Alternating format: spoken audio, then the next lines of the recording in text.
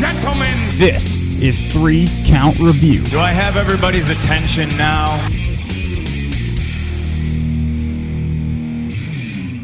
Welcome everyone to 3 Count Review.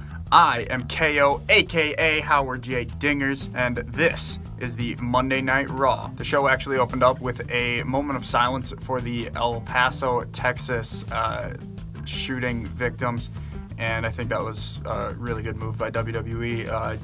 Want to send my condolences to the families and anyone affected by the shootings out in Texas. Horrible thing that went on. After everyone cleared the ring after this, Samoa Joe kind of went out and stood on the announce table. He was screaming about being falsely accused of attacking Roman Reigns on SmackDown last week. He said, you know, I wouldn't do that. I would attack him to his face, basically. And he said, Roman hasn't denied these claims, so he is also at fault. So I want an apology by Roman Reigns by the end of the night. Okay, cool. Becky Lynch then came out as we were about to have a women's tag team match leading up to Summerslam. Becky Lynch and Charlotte Flair teaming up against Natalya and Trish Stratus. I did not see this match announced, so this was a genuinely cool surprise. It was very cool to see Trish on TV and ring gear and everything, even though, as we saw, she did not make it into in-ring action. So this was, yeah, like I said, it was Becky and Charlotte basically just versus Natalya. Natalya never tagged out. Trish never got in the ring, which is good. Save Trish for SummerSlam. I actually really like that. Becky Lynch tagged herself in. Charlotte didn't like that very much, so Charlotte attacked Becky and then left. And then Natalya put Becky in the sharpshooter for quite a long time. And then Becky eventually made it to the ropes, but Natalya never let off of the sharpshooter. The ref counted to 5. Disqualification for Natalya. Trish then went and tried to help Becky. She was trying to get Natalya off of Becky, and Natalya hit Trish, and then Natalya walked away. I think this was very effective booking. You save Charlotte versus Trish. There was nothing really there, but that match doesn't need much build at all. I think that just is a big match on its own. And this aggression that they're showing out of Natalya and kind of making Becky look a little weak going into this, it's going to make for a good match. I don't think Natalya is going to get cheered. I think Becky's still going to be the babyface in the crowd's eyes. And I think Natalya, even though she might get the hometown pop at first, she's going to eventually not be cheered by that Toronto crowd. Next we had Rey Mysterio versus Andrade, because last week Andrade took off Rey Mysterio's mask. So Rey wanted a match with him to get payback. And this was a really good match. It took a long time. It went almost 13 minutes. And it's the match that you would expect out of these two. They have had classic after classic after classic, Andrade and Rey, and this one was much the same. Rey hit a 619, and then Andrade got his knees up when Rey was dropping the dime. Zelina then distracted Rey and hit him with a rope, like a stunner from the outside on the middle rope. There's a picture here. And then Andrade hit the hammerlock DDT for the win. This storyline will continue. I'm fine with that. They're picking up where they had it on SmackDown earlier this year, so I'm okay with that as long as we get that before the wild card rule drops out. I would love to get that match, whatever the next pay-per-view is. I think that'll be a great match to have on the pay-per-view. Then they aired some footage of Maria Kanellis with Mike at the at the OBGYN. Earlier today, I guess, and this was a good segment. I very much enjoyed this. Basically, Maria went in there with Mike, and Mike started to hug Maria while she was laying on the table, and the doctor, the OBGYN, turned out to be a referee who counted the 1, 2, 3 on Mike's back as he was hugging Maria, and he won the title. He grabbed the title, and he ran out of the room. I thought that was really funny. I was hoping Maria was going to hold it for a while, and we would get a lot of these segments, but this was a good way to take it off of her. This is kind of what I thought we were going to get. But then Mike runs out into the waiting room, and he's celebrating, and R-Truth is disguised as R-Truth is disguised as a lady. He's got big, poofy hair, and he's wearing a dress, I think, and he has a fake baby, and he says, catch, and Mike catches the baby, drops the title, and then R-Truth rolls him up with a schoolboy, 1, 2, 3, and R-Truth is now an 11-time 24/7 champion. this was good. This was funny. I thought we were moving away from R-Truth. Apparently not. But I'm okay with it because R-Truth has been gold with this belt. So I like this a lot. This will be good. Then we had Becky Lynch and Natalya both being interviewed about what happened, and they basically just cut promos, and Becky said, you know, I'm going to break your arm. Natalya said, I'm not going to tap out. I'm not that into this match. I'm very much into Becky, and I'm excited to watch her, but I don't believe for a second that Natalya is going to win this title. So then we had Brock Lesnar and Paul Heyman come out, and Paul cut a promo about how Seth was supposed to be the Beast Conqueror and the Beast Slayer and what happened to all that, and they showed the replay of the beatdown from last week, and then he said Seth sometimes has more guts than brains, and this prompted Seth Rollins to come out, and Seth limped out. He was walking super slow. He was selling this perfectly. He had a steel chair, and he goes into the ring, and he just immediately gets kicked by Lesnar in the gut, and he's just selling, and Lesnar just beats him down more and more, and that was the segment. And Seth actually cut a promo about, this is all I have. I'll be at SummerSlam. I'll beat Brock Lesnar. I guarantee it. Okay. I think Seth's going to win still, but I guess we'll see. I don't know. It's an interesting storyline. This made Seth look really stupid, in my opinion. He was very injured. They kept saying he's got guts. He's got pride, and that's why he went out there. But it just made him look stupid. Like, he's injured, and it's 6 days before his title match. He shouldn't have went out there. It was really dumb. It did, in my eyes, it didn't make Seth look good. Then we had Charlie Caruso interviewing Kurt Angle because we were in Pittsburgh, Pennsylvania. Kurt was going to be the special guest ref for Drew versus Cedric Alexander later in the night. Drew McIntyre versus Cedric Alexander. And yeah, she started interviewing him, but the Street Profits interrupted this, and the Street Profits had a great promo with him. This was a lot of fun. And they ended up, they wanted Kurt to basically do a shot of milk with them. This was really funny, but then Drew interrupted and reminded Kurt that he tapped him out with his own ankle lock back last year. Next, we had the Viking Raiders, and the crowd was dead silent. Quit with these freaking squash matches with the War Raiders. Give them a feud, even if it's the B team, even if it's the Ascension. Give them something other than these jobbers. No one cared about this match, and it's because they've been doing this for weeks and weeks and weeks and weeks. Give them an actual feud, War Raiders. Otherwise, they're going to turn out like the AOP, where no one cares about them, and that is going to be extremely sad. So then we had Cedric versus Drew McIntyre, and this match never got started. Drew attacked Cedric during his entrance. They brawled outside the ring until Cedric eventually jumped off the barricade for a DDT on the ramp, which looked really good. But then both guys were down, and all of a sudden, lights go out.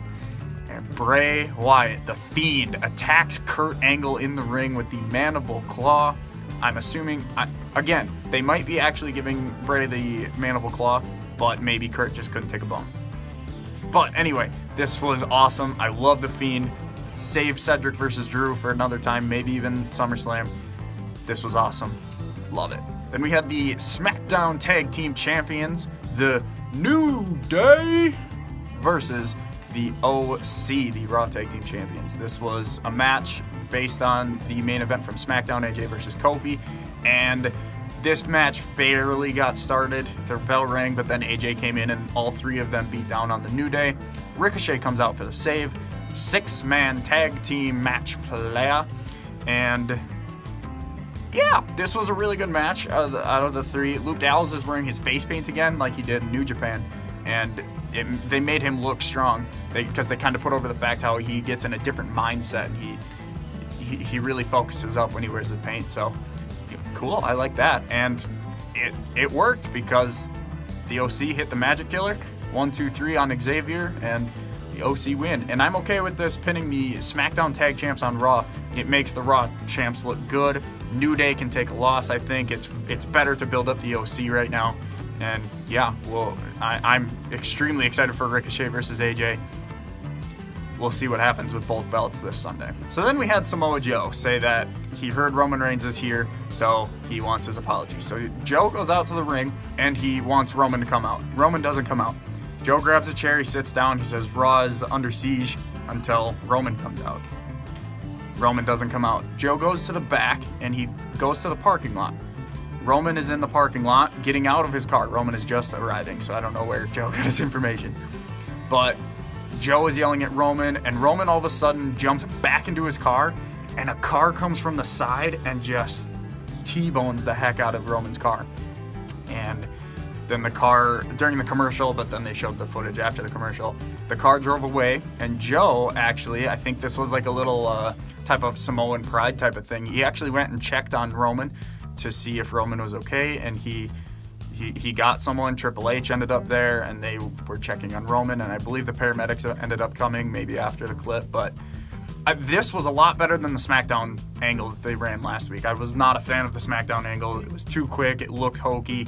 I wasn't a fan of it, but this was a lot better. I'm sure that they will advertise Roman finally figures out who did it, and they'll set up their Summerslam match. I'm very excited for that. Then we had a fatal 4-way women's tag team match for the Women's Tag Team Championships. It was the Iconics defending against Fire and Desire, Sonya and Mandy, the Kabuki Warriors, Asuka and Kairi Sane versus Alexa Bliss and Nikki Cross. This was an elimination match, and this was actually a really fun match. Now it went long.